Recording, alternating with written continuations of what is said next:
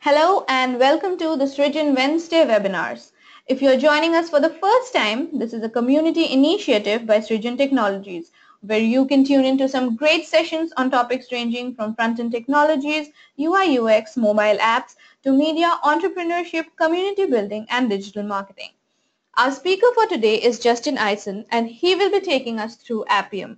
We take a look at Appium's history and its pros and cons. Justin will also talk about test automation best practices, writing a good test setup, and a lot of other hacks on how to get the most out of your tests.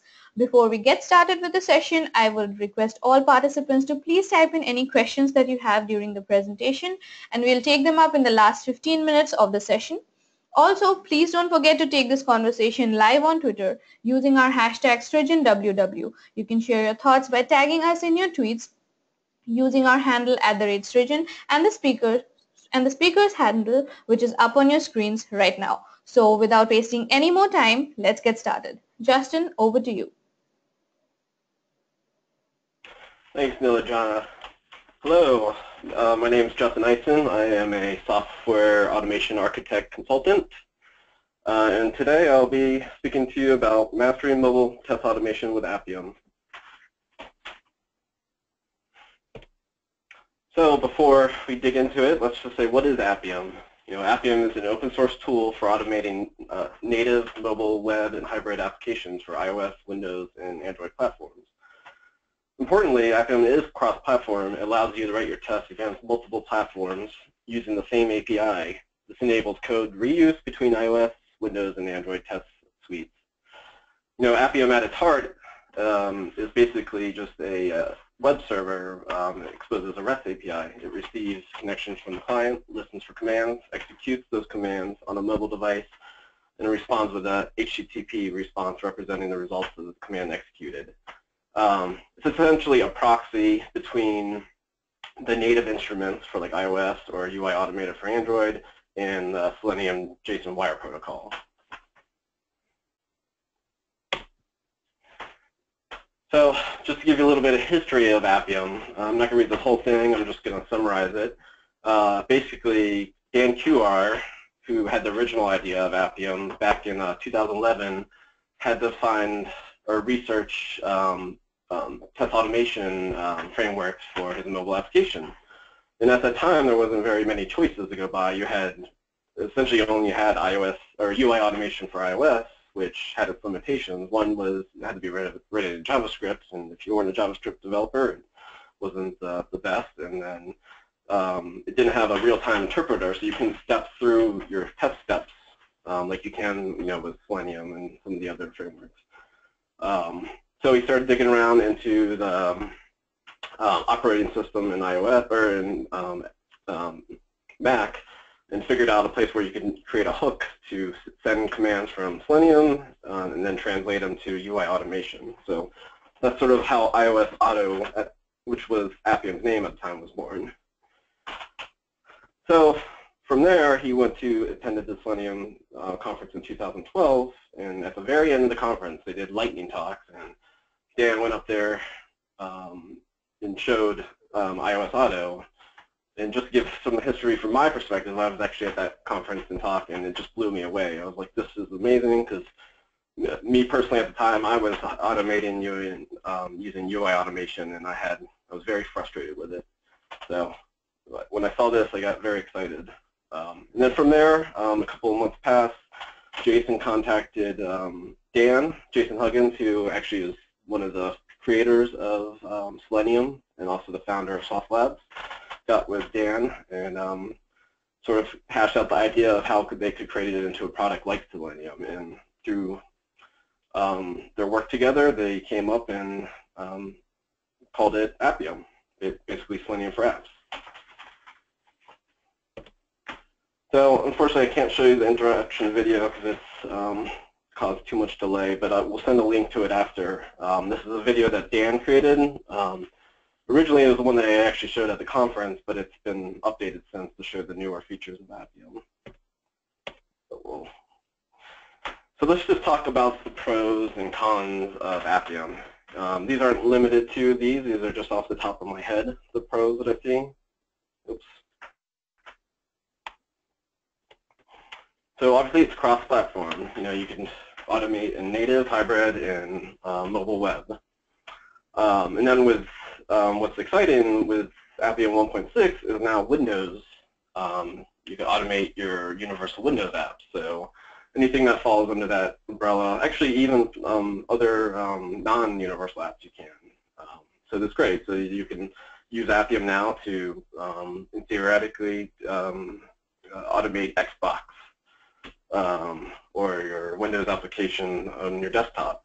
So it's pretty exciting. And I actually, when this was introduced, I was working for Microsoft at the time, and I saw them introduce it, and it made me very proud and happy that a product and framework that I've been using for many years was being contributed by the company I work for.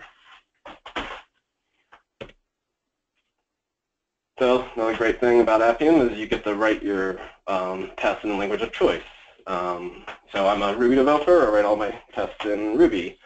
And then the other added benefit is then you could start sharing your common methods between your platform code. So, or even your tests in some cases if you write them generic enough.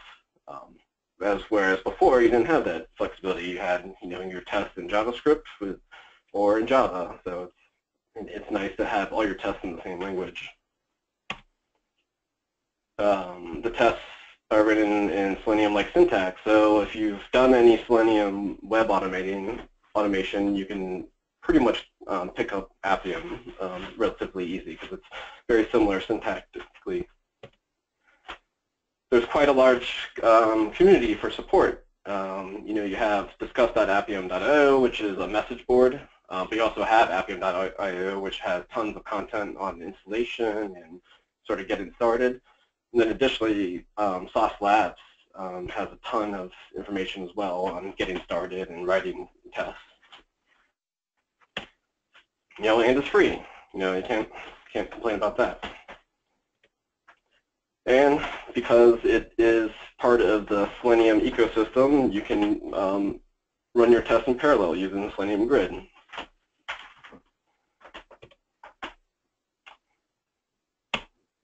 So let's talk about the cons. So because it's open source, you're dependent on volunteers for updates and fixes. For most of these people have daily jobs that they go to, and then they only have time, in the evenings or weekends to work on their open source projects.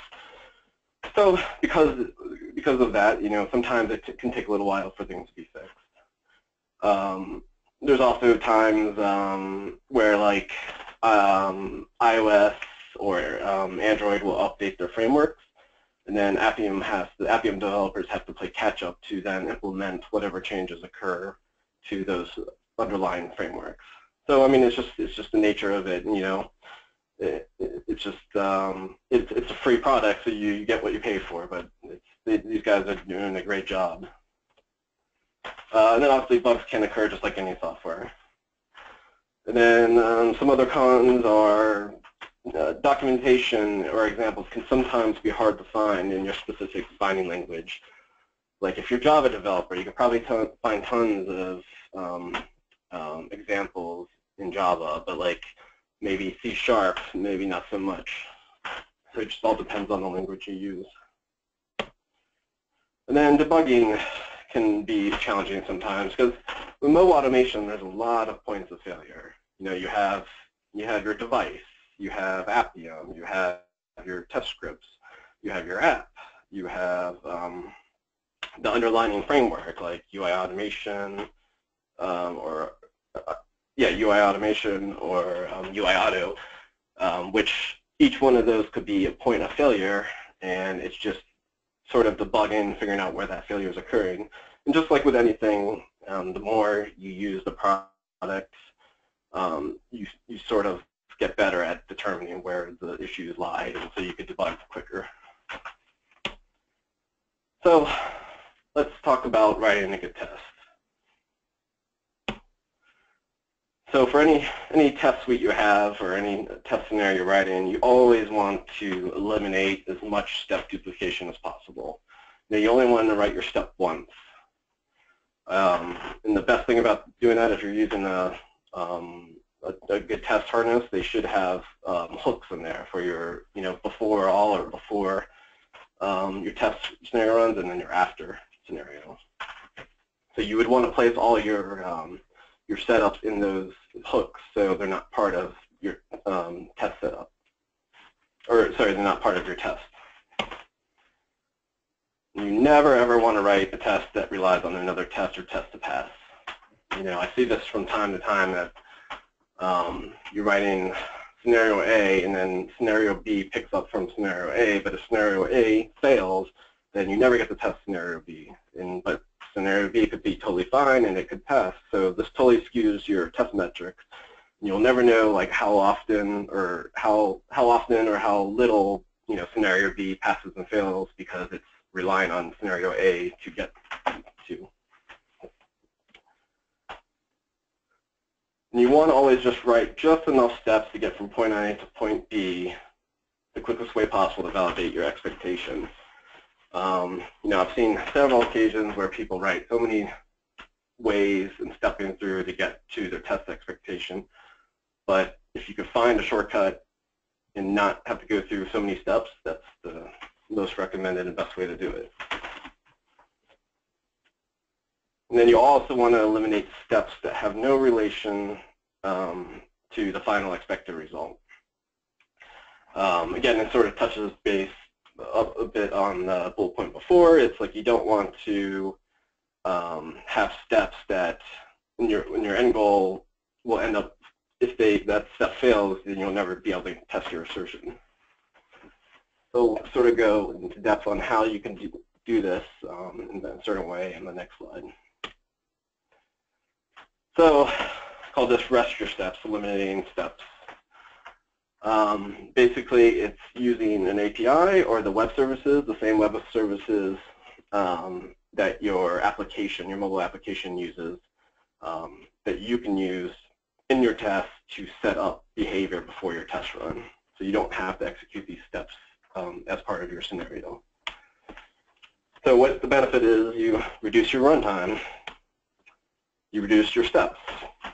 Because you have less steps, you limit the potentialness of test flakiness. You're also not going to fail on a step that really has no relationship to your end result that you want to see, your expectation. And because if you have access to doing this and you're writing your API to set up your behavior, you're writing less code. So the less steps you have to write, the less methods you have to do, write, or functions to execute those steps. And because you are reducing your runtime, that means that your test can run more frequently. So let's just give you an example here. Just to give sort of a background here, the app screenshot you're seeing is Wunderlist application, who I worked for at the time. So all the examples are going to be using Wunderlist. So here's an test example, and also, so in Wunderlist, it's a task management application, and you can create lists and then share lists to other members or other people, and then they can see your shared list and all your tasks within it.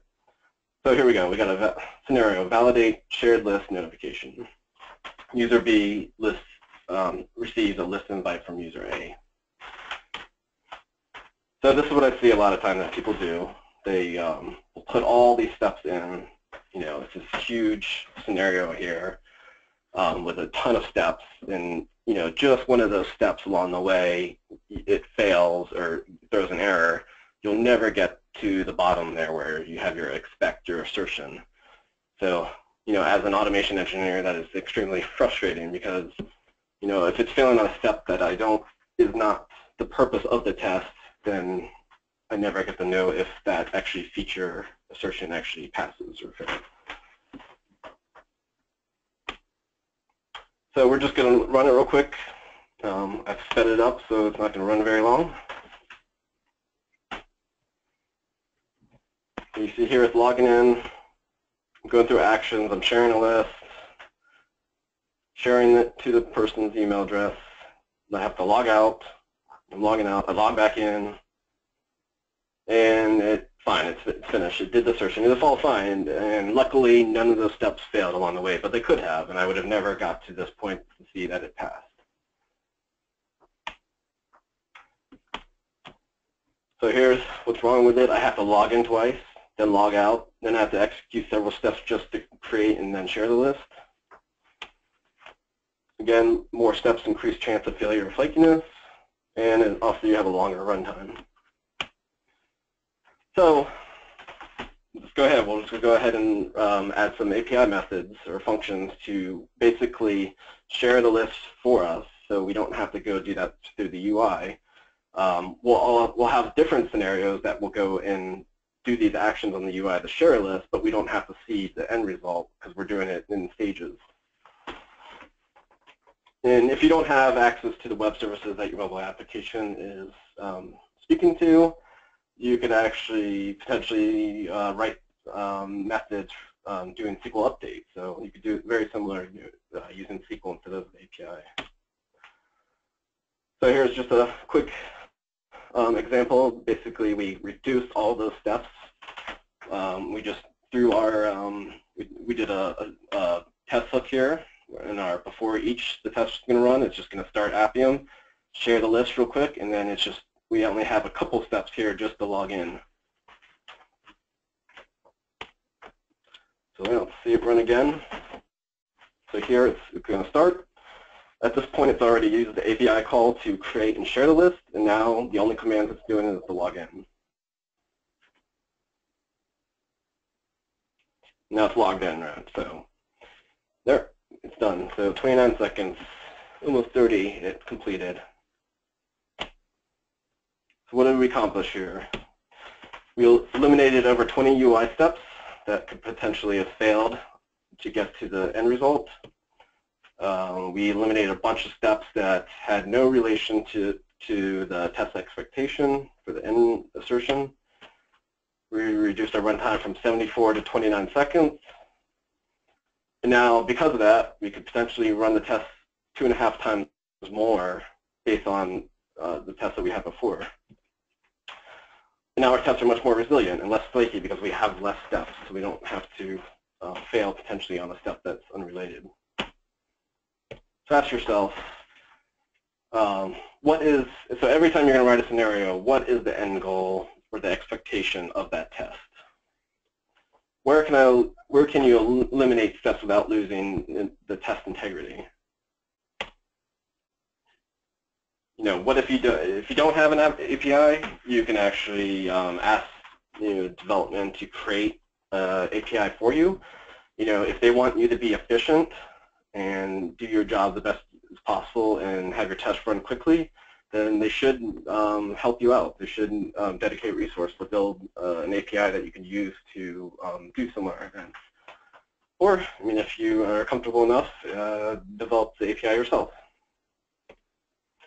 And then again, some alternatives. You can create functions to do SQL updates, or you can see the test data prior to the test execution. You know, with seed data, that's just going to require maintenance. You have to then, every time schema changes happen, you have to then update your test seed data. So here we go. We're going to go on to another sort of best practices or things you can do to help test in certain scenarios. And so for this one, we're going to, here's an example of using a proxy server to do integration tests. So with this, we're going to start a proxy server and run our tests together so we can see what the traffic's happening, or we can assert the traffic. So we can validate the endpoints, we can validate the JSON body that's returned every time our web services are hit.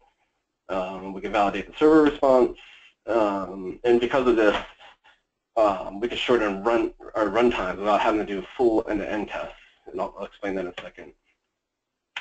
And then this is also good to do if your app and API are in current development. You know, if things are changing in your API and your application, your native applications aren't keeping up with API changes, you can catch those issues easily with using a proxy. So here's our scenario. We're going to reset our password. We're just going to validate that the request is a post and validate that we get a response back from our web service, and it's a 200. Here's just a quick sample. You don't have to look at it now. We'll have these slides up later. Just basically all it's doing is starting a proxy server, and then I'm putting it on another thread on the background, and then the test run, and then I'm grabbing whatever the proxy results are from that backgrounded thread. And let's watch it run real quick. So at this point, it started the proxy server. It's starting to go through our application. And here, we should get some results. So yeah, we got it validated a post occurred, that the response looked correctly, and it was to the correct endpoint. And we got 200 back. So I'll just, going back to what I was saying, what I'll touch on is, so this particular scenario was a reset password. And I've seen a lot of cases where people would do like a full end-to-end test on this, like where, in this specific case, you don't see anything. All you see is a pop-up. But how do you know it really did anything? So by using the proxy server, I saw that it sent it to that endpoint, and that endpoint came back and gave me a 200, and it had the correct response body. And in a lot of cases, I've seen people do this, and then they'll like open up a web browser. They'll then go to Gmail and then check that the email happened, which is not a good behavior because if anything fails, like go into your Gmail account or whatever email service you lose, then your test fails. Or the web service itself is slow to send out the email, then you're just sitting there polling and waiting for that email to pop up. That's not a good approach in my opinion. What you should do is then do sort of the reverse for that test, is like send an API command to trigger the password reset, and then have a test that would just go in to any email box like Gmail, whatever, and then wait. So you're not tying those two scenarios to one test. So going into mobile, more into mobile, we have challenges. Obviously, with mobile, there's tons of different phones. You have quite a few different iPhone products now, and tons of different Android makers, and different screen sizes. How will you test all those? In each one of these cases,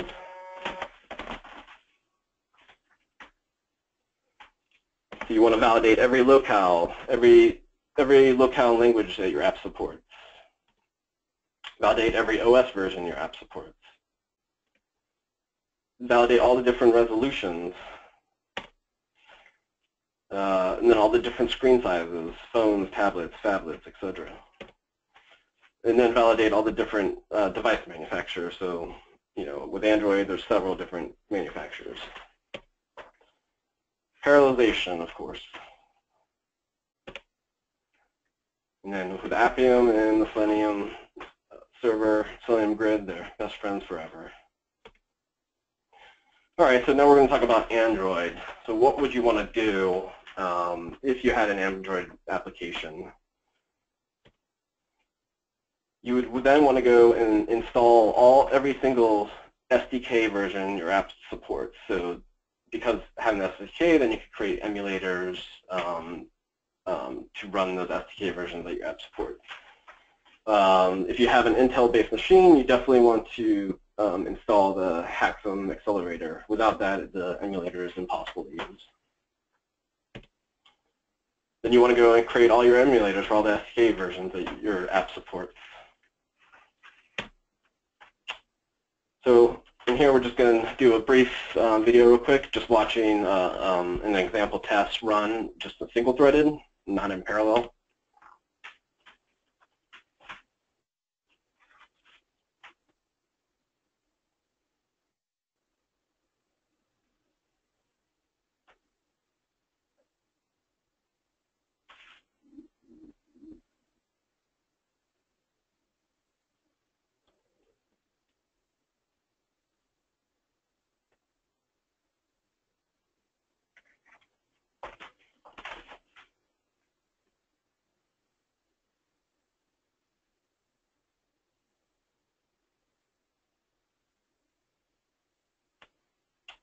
And this should be done.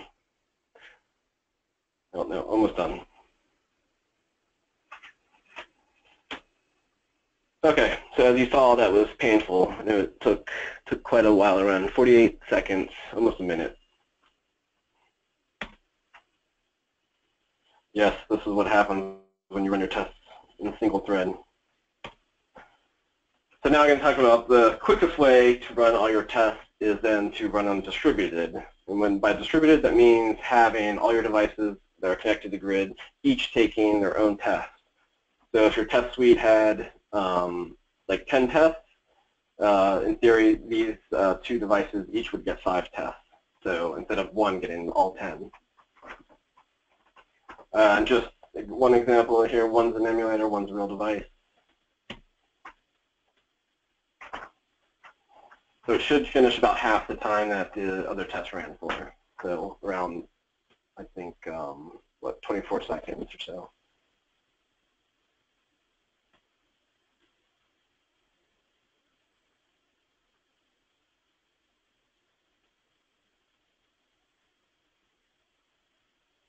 And we're done. Yep, I'm sorry, well, 27 seconds, I was close. So it's almost in half. So another key thing for automation, not just mobile, but for web, is reporting. Without good reporting, your awesome test suite or your tests are pointless. Reporting is key to everything. And a nice reporting framework that I use is Allure, and I recommend using Allure or taking a look at it because it's very nice and lets you do a lot of things with it, customize it, add attachments. So in this case, we had one test that failed. It failed on purpose. And then it's just showing you here of all the different things you can attach in. So like I attached the hub log, Appium log, the logcat, screenshot, video.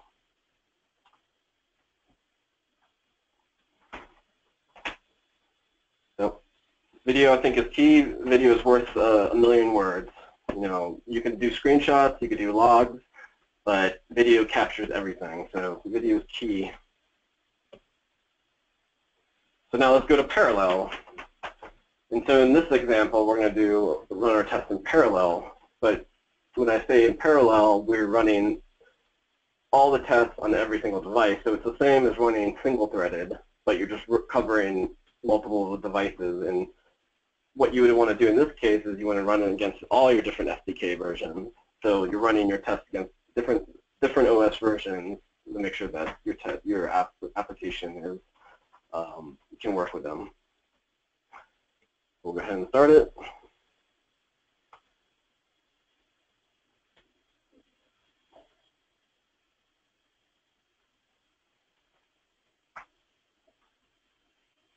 So when I ran this on the machine I ran, the top right emulator, you can see it's having issues. It's because emulators eat a lot of resource to your machine. So you have to have a pretty powerful machine with a lot of RAM if you're going to start several emulators. But it was actually good because in this case it ended up crashing because of the memory issue, which I'll show you in the next slide.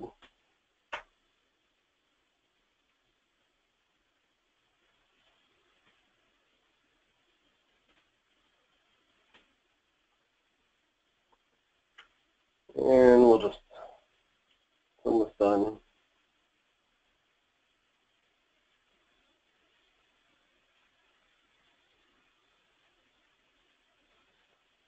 I think we got a crash somewhere. Yeah, so it's about to crash. I think it crashes here.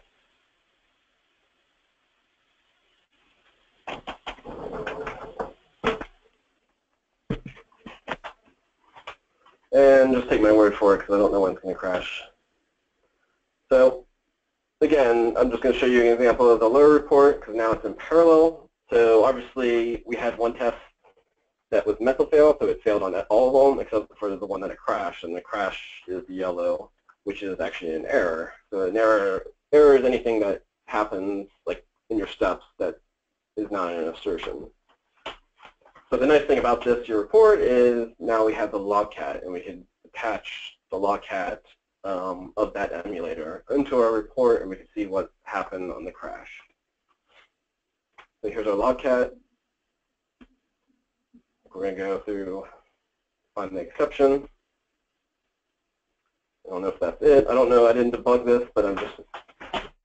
So here we have, this looks like it's probably the problem, but because of this, we have all the information here that we've attached to our report that we could send to the developer for a review. Hopefully he could debug it without having to, by just looking at this information and not have to go try to reproduce it himself. You also, another good practice is to capture all your specs of your device. Because if you ran this emulator 5554 tells you nothing about the device, but you could capture all the specs and information about the device and then attach it into the report so the developer knows exactly what to use if he wants to try to reproduce what the problem is. So let's talk about iOS. So iOS for real devices.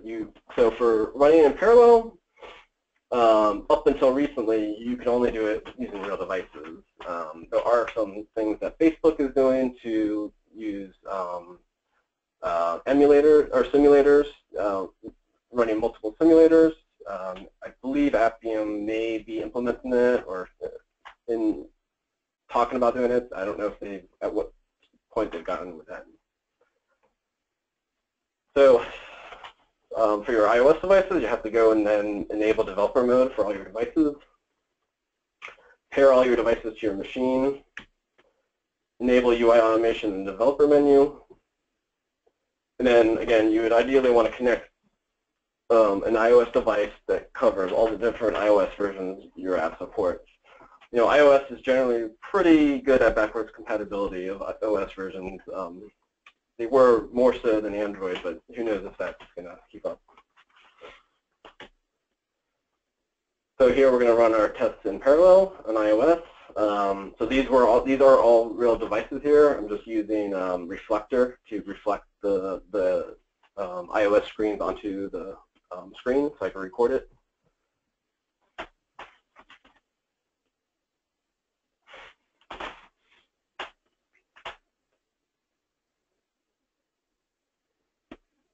So they're all running in parallel, they're all running the same tests.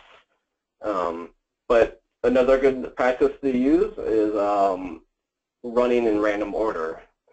So if you have the ability in your test harness to set up the flag to run at random order, it's a good practice because it actually helps you make sure it solidifies your tests. So it makes you not write your tests that rely on other tests to run.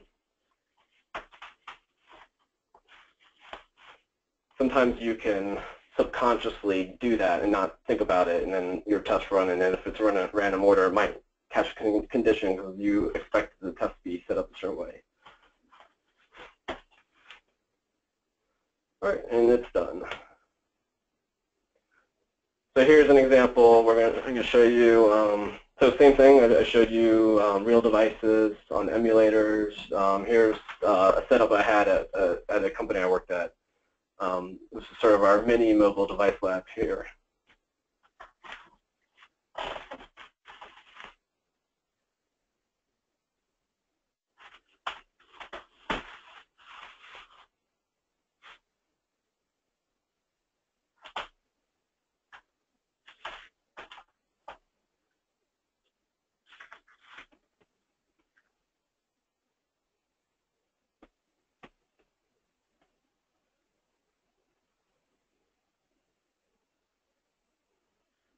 Sort of our CI system here. So I set up a little USB light indicator to tell you what state it's doing. Yellow, it was blinking yellow because it was telling it was caution things are running, and then at the end of the test it would blink either red or green if the test suite passed or failed.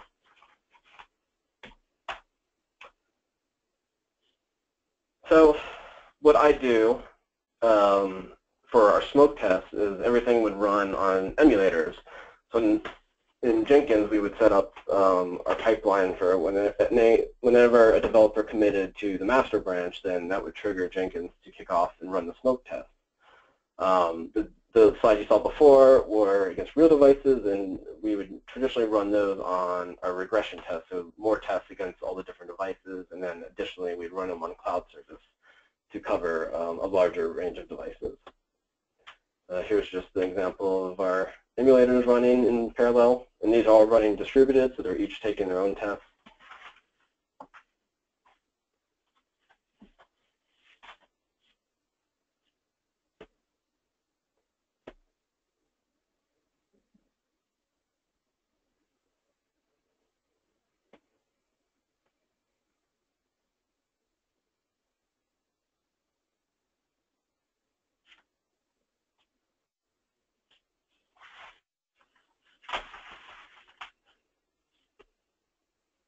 So as you can see, they're all doing different things. So the more power you have, the more emulators you can start, the faster your tests will complete. You know, I think that these are running the smoke tests. I think there was like roughly about 30 to 40 different scenarios in tagged as smoke. And single-threaded, it would take probably about as long as that, like 40 minutes to complete. But with running the distributed in parallel, I think we got them, our fastest time was under 5 minutes. So it's definitely a savings, as you can see, to both you have your time, or just waiting for the test. I mean, how annoying is it waiting for your test to finish?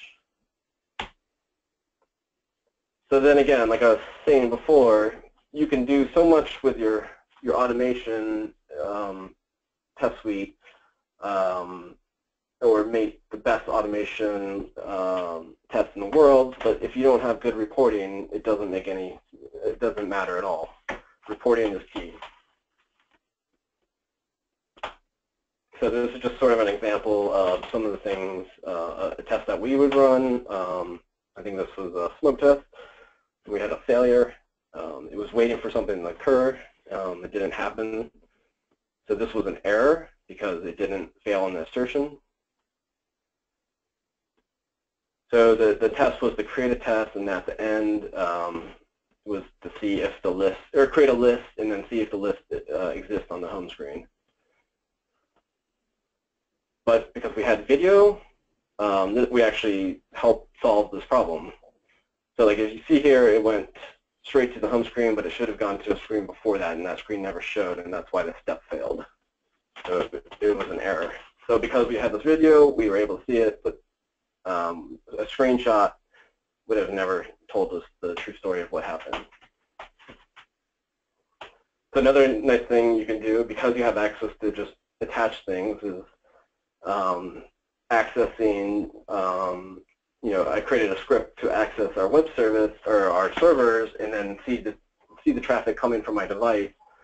So based on both my logcat that has all the REST commands, and then my services, I could see the traffic going back and forth and see between the two. So you could also make sure that they sync up and are reporting the information back, correct information back and forth.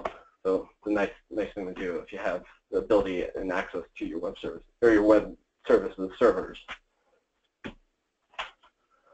So then I'll just touch on some manual testing, because obviously you're always going to have to do some manual testing. A lot of people try to automate everything, which I don't think is a good thing to do. I think you should automate everything within reason, because obviously the more tests you add, the more technical debt you're going to incur later on. So it's finding that good balance between mostly automated and some manual tests, and that's just what you have to just determine based on your resources. So when you're manually testing, you should always tail the app logs. So console for iOS or logcat for Android. Because there's tons of times there will be errors thrown and you don't see it. There's no UI visualization to see it. So you should always tail the logs and look at the logs as you're testing. If you can, you should video record your tests. So if an error occurs, you can see what happens and you can reproduce your test easily. You know, I've had tons of time where I'm, you know, sort of like manually going through the test or through the app, and then it crashes or some error happens, and I haven't have no memory of like how I actually made that happen. And so I'll spend like the next 30 minutes or so trying to reproduce it, and I can never do it. So they're frustrating. But if you're video and recording your tests, then you can all just play back what you did. And I actually built an open source tool to do this named Flick. It's in my GitHub, and then I'll have the link again at the end. So you can easily, just from the command line, start recording your tests. Right now it's only for Linux and Mac operating system. Eventually I'll try to get it to Windows, or if anybody wants to help contribute it and get it onto Windows, I would be much appreciated.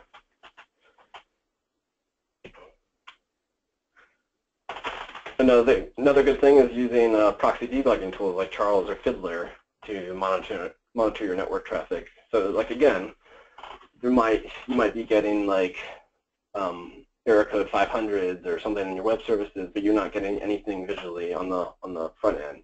And all these services, or you might be your app might be sending to services that are legacy or not even used anymore. So you're using up bandwidth, and your app's being slowed down as a result because of it. So it's good to monitor that, see which endpoints it's talking to and what it's receiving back to make sure that it is the correct one. And then another good thing to do is keep track of your app size on each build. For iOS, you can't do over-the-air installs like on wireless when your app reaches over 100 megabytes. You also have a cap of 2 gigabytes in the App Store. So, those things to consider if you have an app and people get frustrated that they're trying to install the app and they can't because the app size is too big. And then for Android, you have a 100 megabyte cap for the Play Store. You also want to keep track of the app size too. Another thing is just look at trends. If you're seeing your app size steadily increase, you may want to start asking your developers why is that happening, and where can you start trimming things out to make it smaller. And then another good thing to do is keep track of your memory usage. So every time you're testing, run the instruments activity monitor or the memory monitor in Android, and then sort of see where your app peaks at in different points or different features, and then sort of record those, write them down, or you can write a script to record these every time, and then just keep track. So you could start seeing trends that your app is using more memory than it did the last build. And that is all I have for you guys today. Again, here is my email, my Twitter, the automation that I showed you for parallel running and distributed in parallel is the Appium mobile grid. There's an example of it in GitHub. And then for the video recording and logs and a bunch of other tools, I have a tool called Flick that you can record video on Emulator and iOS devices. So thank you. All right. Thank you, Justin, for that really engaging presentation and all the demos and videos that you played throughout. And to our listeners, I would like to say if you have any questions for Justin, now would be the time to put that down, and we are going to take up questions as they come in. So right now we have a couple of questions with us, and I'm going to start off with them. So the first question I have is, how does Appium identify multiple iOS or Android simulators? Yeah, so there's a command line argument that you could pass in to Appium, the Appium server, and you pass the UDID, the unique identifier for each device, and that's how you would connect it. All right. Next up we have, is there anything to improve the performance of Android stimulator to execute bulk test cases? Improve the Android emulator, sorry, what was the last part? Improve the performance of the Android emulator to execute bulk test cases. Oh, yeah, I mean, there's a couple of different options. If the emulators aren't working for you, then you can try a different emulator like Genymotion. It's free up to starting 1, I believe. Yeah, so Genymotion is actually probably the best third-party Android emulator that you could get. So I'd recommend trying that. Right. Also, next step we have here is, can Appium be run using any CI tool? So it can run automatically over continuous builds as soon as the development code for an application is pushed to a version control system like GitHub. Absolutely. So if you want to do it using Jenkins, you can, or there's cloud services that can hook into your GitHub and run your tests to other cloud services. So for example, you can have your repo linked to Travis CI. Travis CI sees that a commit was done, it builds your app, and then from there you would then have a additional end step that would run your tests against like Sauce Labs or Browser Stack. So there you could have everything on the cloud. You don't have anything locally running test-wise. All right. Next up, can Appium be executed with any build tool like we have Maven for Selenium? Is there anything similar for Appium? Well, Appium is it's a node package, so it's its own standalone server. You could build, I suppose you could build a Maven script and then include a system call within your Maven to start Appium. So yeah, I mean, hopefully that answers your question. All right. So the next question we have is it possible to use the drag and drop on Appium like it's possible in Selenium? Drag and drop gesture? Yeah, I assume that's what they're talking about. Yeah, it's possible. It depends. I think some devices. I haven't used 1.6 using XC unit or XC test yet, but UI automation had a problem with simulators doing drag and drop, or was it swipe? I can't remember. But Android, it's always worked. So yeah, you can. All right. Next up, so throughout the session, you showed examples of how Appium can run tests faster and it saves upon a lot of time. So could you maybe share an example of where you have used Appium for some project and how much, let's say, how much time it has saved you or saved the client, let's say. So would you have any examples for that, or how long have you been using Appium? So some challenges that might have come along while you were using it, let's say. Sorry, just to understand your question, has Appium saved me time because I've used Appium as opposed to another framework? Yes. So if we were comparing it with some other framework, let's say, how much time do you think it would save you, like in comparison? Oh, yeah, I sort of touched on it earlier. So yeah, like before I was using UI automation for iOS, and it was time consuming because it didn't have an interpreter. I couldn't step through the steps, each step. I had to keep running the tests from beginning to end, so I had to launch the application, go through all the steps until I got to the step I wanted. And then plus we had another framework for other tests in Android, which we were using Robotium, and we couldn't share any of the logic between those two because they're in two different frameworks, two different languages. So Appium saves a tremendous amount of time because you can write your tests cross-platform on the different, in the same language, so you can share a lot of your common logic. All right. So another related question, let's say, to this is, while you're working with Appium, what are some of the challenges that you might have faced with Appium? So in the early days, when it was still relatively new, it was a challenge.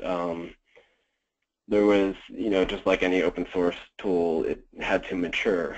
and I think it's actually matured very nicely now. It's at a really good state, and there's a huge community backing it, and tons of awesome Appium developers that are building it. So some of the challenges were just like bugs in the system, things that were changing constantly on the underlining frameworks that it speaks to. So like Xcode was changing a lot, so then UI automation changed, same for Android. The challenges now are still sort of similar, but the Appium developers are pretty quick to coming up. They get the latest Xcode release, and then they see the changes, and then they implement it, and then they're ready. They have the betas ready to go before the actual release happens. So they've done a really good job keeping pace.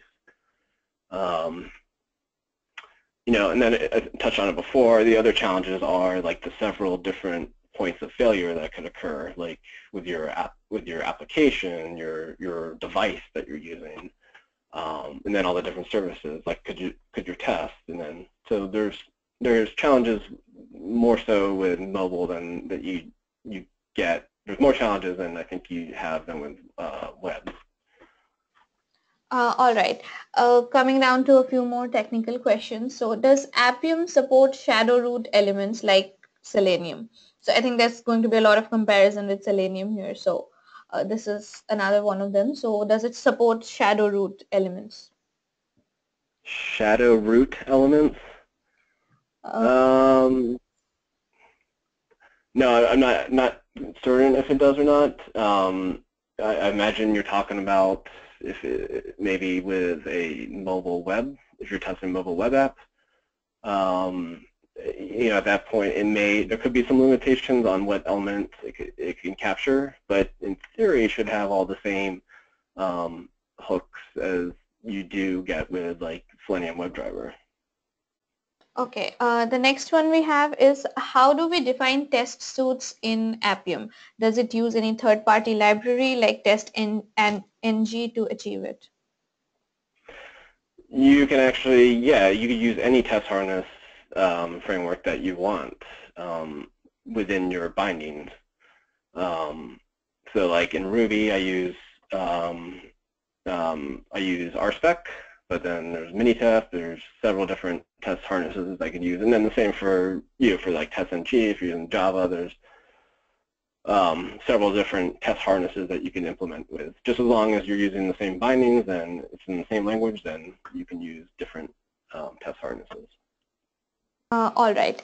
Next is one of our listeners is trying to use Appium on the latest iOS version iPhone and is unable to use Appium to test it, and they're seeing instrument error. Though from the Xcode, they were able to launch the app and run without any issues. So would you have any inputs on why does Appium not support the latest iOS versions or any information on that front? It shouldn't have a problem. You may have to just make sure you have the latest Xcode, the latest command line tools installed, and then if that still doesn't do it, you can you could try getting the latest beta version. And actually it depends too if you're using the IDE, the Appium IDE, that is actually always usually behind. So if you want to test on the latest iOS, make sure that you're installing Appium as a node package. So you have to install Node on your machine in npm, and then after that you can do an npm install -g Appium, and that will give you the Appium as a command line application that you can execute, and that will be the latest and most reliable code. So I think they've also made a bit of an amendment to their earlier question. So they have the latest Xcode and command line tool, and they're using Xamarin Studio and still seeing issues. So. Sorry, you were breaking up. What was that last part? They're using, they have the latest Xcode command line tool and are using Xamarin Studio. I hope I'm pronouncing that one right. Mirrors. I don't know. I'm unfamiliar with that that tool. But it depends how they're launching Appium. If they're using the IDE, like the install package where you visually see Appium, that's usually outdated. It doesn't have the latest Appium version. It's best to install it using Node. All right, so I think without any more information as such, like at this point, what you would be able to tell them is not to use the Appium IDE and to install it as a Node package. Right, I would give that a shot. I mean, it sounds like if they're able to use instruments and launch the application there, then it could be a version issue with Appium. All right, and if they still face problems, is it all right for them to get in touch with you? Sure, they can email me or to my Twitter. All right, so there you go. If you're still facing problems, then you can definitely get in touch with Justin and get this sorted. All right, so I think we're moving towards the end of the session, and if any of you still have questions, now would be the time to put that in. And we have one last question with us right now, which is, according to you, which would be the best feature best feature of Appium, you would say, something that was not there in the products or platforms that you were using earlier, and something that is unique to Appium, the best that you think? Oh, well, yeah, I've said it several times, hands down, the cross-platformness. The fact that you can write all your tests for multiple platforms in the same language is like the key feature that no other framework, well, I guess Calabash has it, but in Calabash you can only write it in one language, so. Okay, so the cross-platform would be the best feature for you. Yep, cross-platform and several different language support. Okay, great. So I think that's all the questions we have for now, unless I'm going to wait for another 1 minute. If any of our listeners have any more questions, they can put them up right now, and I'll just wait for another few minutes. And Justin, any last words that you would like to say about Appium or? No, I think I covered everything about it. Just thank you for your participation, and hopefully I helped you or taught you something. Yes, you definitely seem to have helped a lot of our listeners here. And one more question. One more question that we have got here is that does it have any support for Windows phones? It depends which Windows phone you're talking about. Not the old Windows phone from I can't remember what the platform name they call it, but the more recent universal Windows phone. So if you have a universal app that will become a mobile app as well, then it does. Right. But not the old Windows OS. Okay. Okay. All right. So I think with that we have come to an end of all the questions that we had here. And Justin, thanks a lot once again for patiently answering all the questions. And thanks to our audience for being such an engaged audience and for asking all the right questions. And so that is all for tonight. And before I log out, I would just like to say that as a lot of our listeners are asking, yes, the video has been recorded and will be in your mailbox by this time tomorrow. And before I go, I would also like to say that our next webinar is also going to be on QA automation and how you can build a high-performance QA team. So stay tuned for more information on that. And with that, once again, thank you, Justin, and thank you all our listeners for joining us today. Great, thank you. Okay, this is Nilanjana logging out then.